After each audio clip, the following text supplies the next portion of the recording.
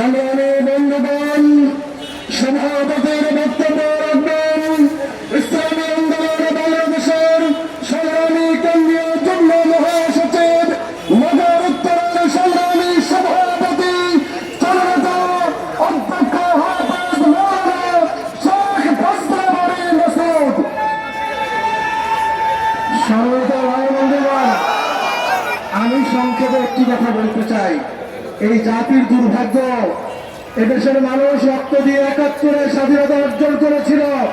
আমরা দেখেছি স্বাধীনতার পরে গুটি কয়েক মানুষ আমাদের দেশের স্বাধীনতা এবং স্বকীয়তাকে ভারতের কাছে বিক্রি করে দিয়ে তারা ক্ষমতাবান হয়েছিল, তারা তাদের স্বার্থ হাসিল করেছিল।